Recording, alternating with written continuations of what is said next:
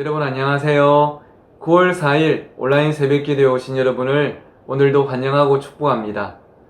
새롭게 시작된 이 하루도 하나님께서 여러분과 동행하심으로 정말로 행복한 그런 날이 되시기를 간절히 소원합니다. 오늘 우리에게 주시는 하나님 말씀은 창세기 39장 2절 3절 그리고 23절 말씀입니다. 두 군데인데요. 창세기 39장 2절 3절 그리고 23절 이 두 군데 말씀을 나누어서 읽어보도록 하겠습니다. 먼저 2절과 3절 읽어보실까요?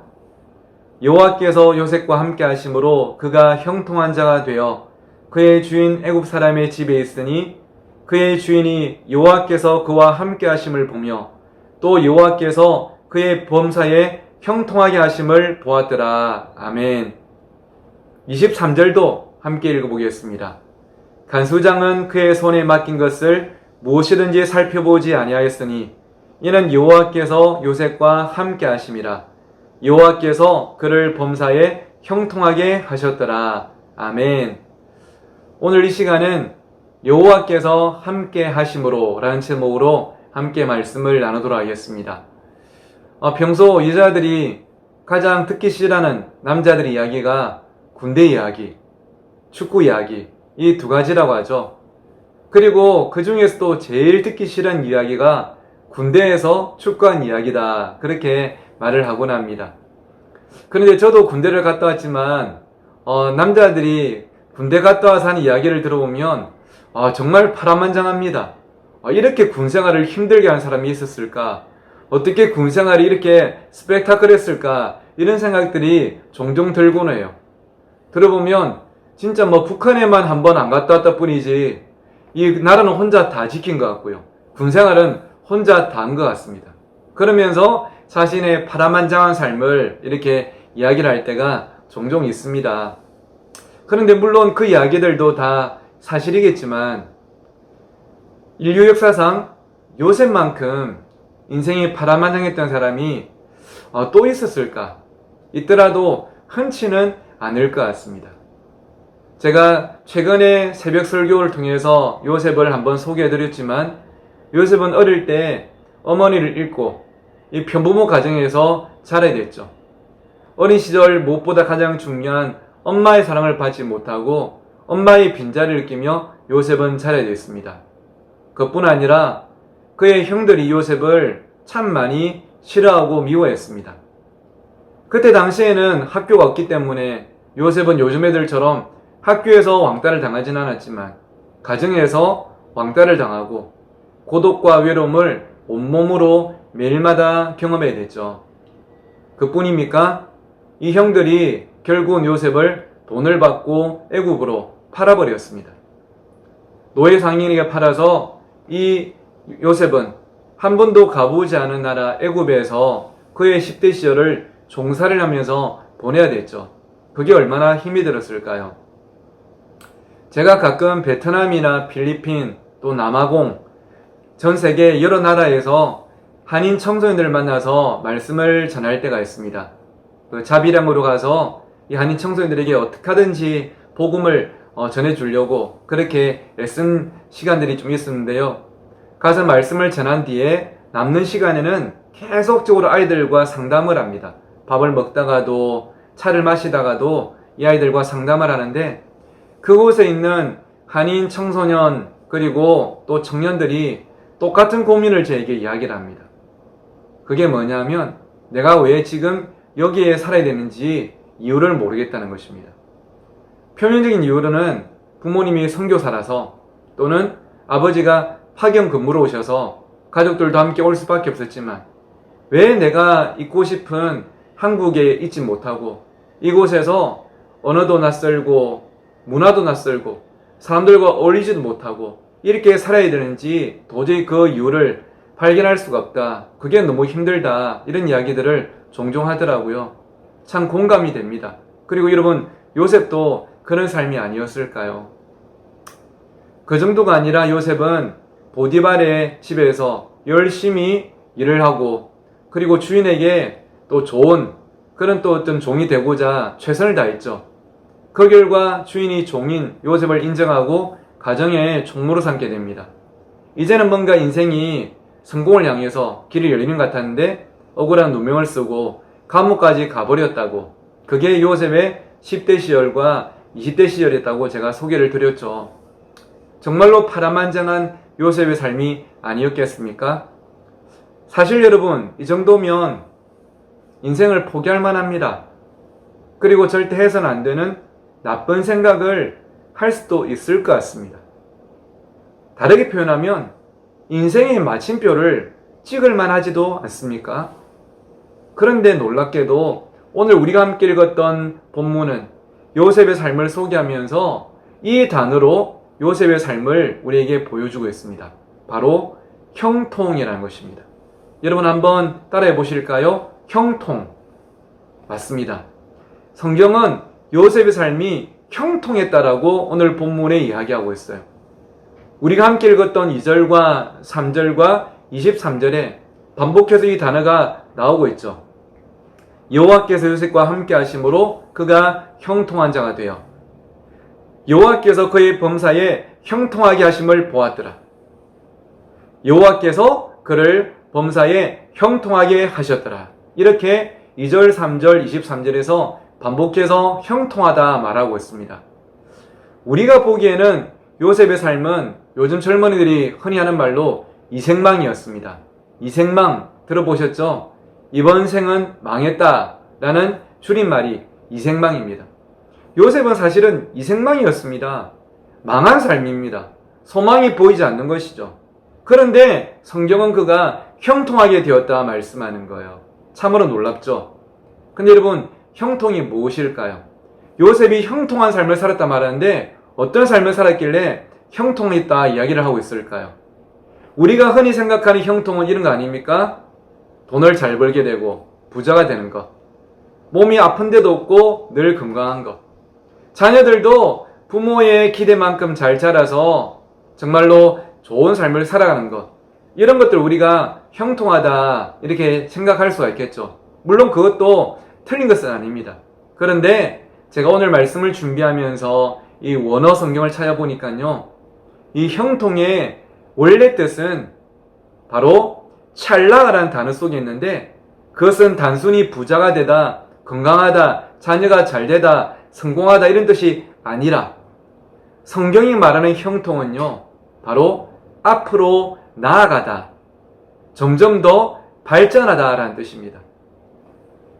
하나님께서 요셉의 삶을 형통하게 하셨다 말씀하는데, 그것은 요셉이 그냥 이제는 노예에서 해방이 되었다, 애굽의 국무총리가 되었다, 그것을 말하는 것이 아니라 요셉의 삶이 멈출 줄 알았는데, 끝난 줄 알았는데, 마침표를 찍을 줄 알았는데 그렇지가 않고 점점 더 앞으로 계속 나아갔다는 것입니다. 그것이 바로 요셉의 삶의 형통이다 말씀하는 거예요. 사랑하는 울산 신정교회 성도 여러분, 저는 여러분이 이런 형통한 삶이 되기를 간절히 축복합니다. 누가 봐도 소망이 보이지 않고, 야 이제는 끝났다, 그런 우리의 삶이라 할지라도 하나님께서 우리에게 너의 삶은 형통한 삶이 될 것이다 말씀하시면 다른 거 아니겠습니까? 남들이 볼 때는 멈출 것 같아도, 끝난 것 같아도 한 걸음씩 앞으로 나아가는 삶, 점점 더 발전하는 삶, 그런 형통한 삶이 되시기를 간절히 소원합니다. 그럼 여러분, 요셉으로 하여금 그렇게 앞을 향해 나아가는 형통한 삶을 살게 만든 원동력은 무엇이었을까요? 그를 그렇게 살게 만든 힘이 있었겠죠. 그 힘과 원동력이 무엇이었을까요? 사실 저는 요즘도 아침을 잘 먹질 않습니다. 대학생 때부터 이게 습관이 되다 보니까 아침을 먹으면 오히려 좀 불편하더라고요.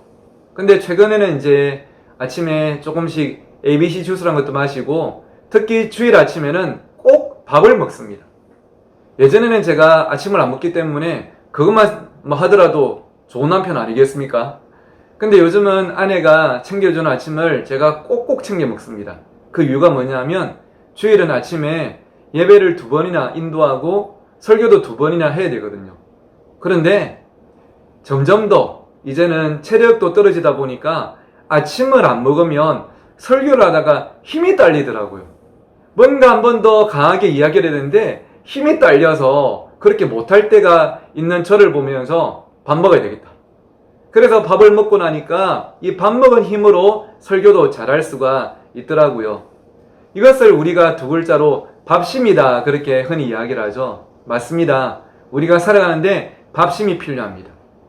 그런데 이 요셉을 형통하게 살게 만든 그 에너지는 무엇이냐는 것입니다. 그 에너지도 오늘 우리가 읽었던 본문 2절, 3절, 23절에 동일하게 소개되고 있는데요. 한번 같이 확인해 보실까요?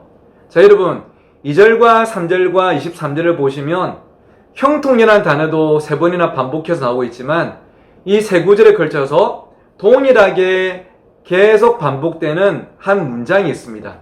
무엇일까요? 어렵지 않게 찾으셨죠? 맞습니다. 여호와께서 요셉과 함께 하심으로. 여호와께서 요셉과 함께 하심으로. 여호와께서 요셉과 함께 하심으로. 이 표현이 이 세 구절에 반복해서 나오고 있습니다. 다시 말하면 요셉이 형통한 삶을 살 수 있었던 것은 그냥 마침표를 찍을 줄 알았는데 그가 점점 더 발전하며 꿈을 향해 나아갈 수 있었던 것은 여호와께서 요셉과 함께 하셨기 때문이란 것이죠. 다른 것이 아니었어요.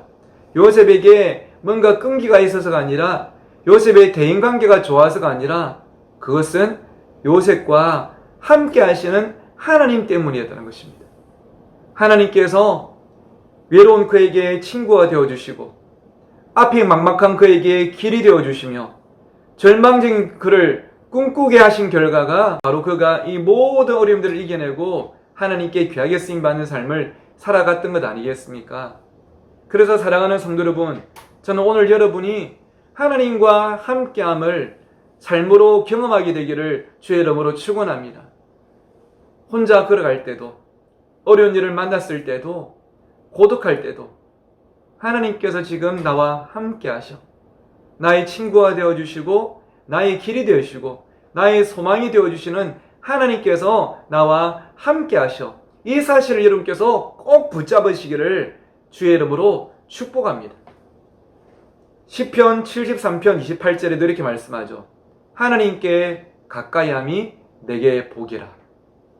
하나님께 가까이함이 내게 복이라. 다른 것들보다 하나님께서 나의 인생 가운데 함께 하심이 나에게는 가장 큰 복입니다라고 이 시편 저자가 고백하고 있고요. 이것이 오늘 저와 여러분의 고백이 되었으면 좋겠습니다.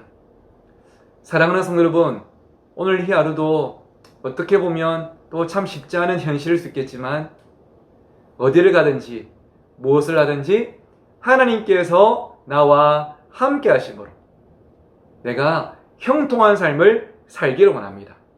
이 믿음의 소원을 가지고 이 하루를 승리하고 살아내시는 저와 여러분 모두가 되기를 주의 이름으로 축원합니다. 오늘 이 아침에는 여러분이 잘 아시고 참 좋아하는 그런 찬양이죠. 예수 늘 함께 하시네.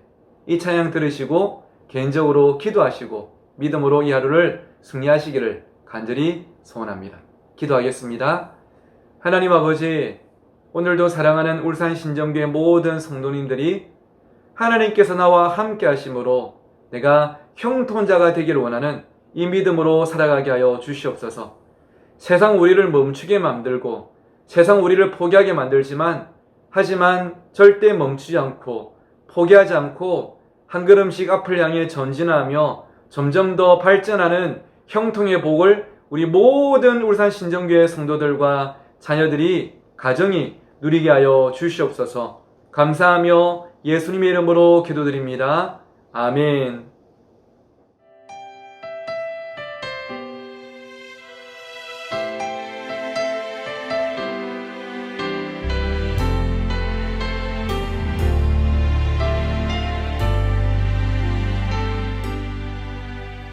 고단한 인생길 힘겨운 오늘도 예수 내 마음 아시네. 지나간 아픔도 마주할 세상도 예수 내 마음 아시네. 고단한 인생길 고단한 인생길 힘겨운 오늘도 예수 내 마음 아시네. 지나간 아픔도 마주할 세상도 예수 내 마음 아시네. 믿음의 눈 들어 주를 보리. 이 또한 지나가리라. 주어진 내 삶의 시간 속에 주의 뜻 알게 하소서.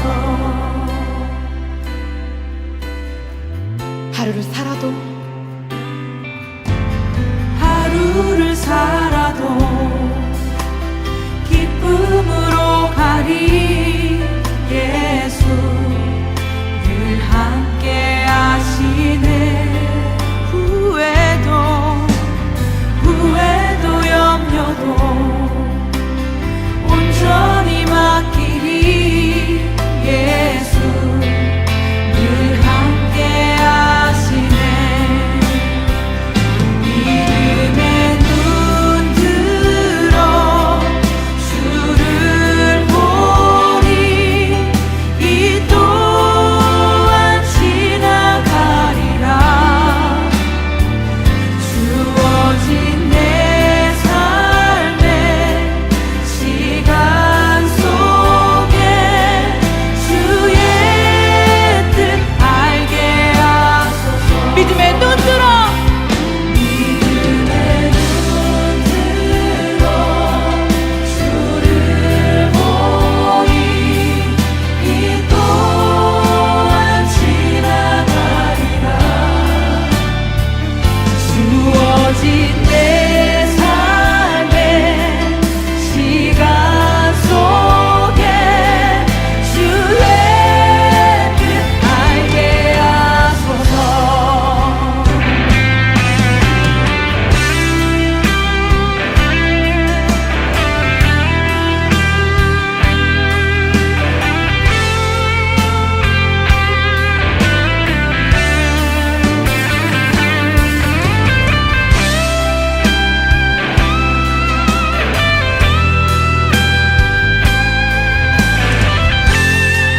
마음을 다하여서 고백하겠습니다.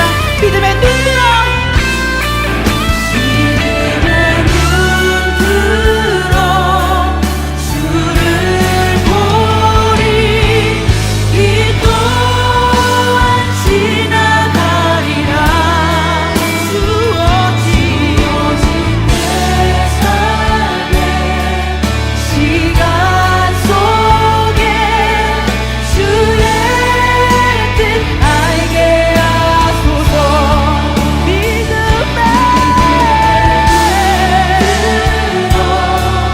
주를 보리. 이 또한 지나가리라. 주어진 내 삶의 시간 속에 주의 뜻 알게 하소서. 믿음의 눈 들어 믿음의 눈 들어 주를 보리. 이 또한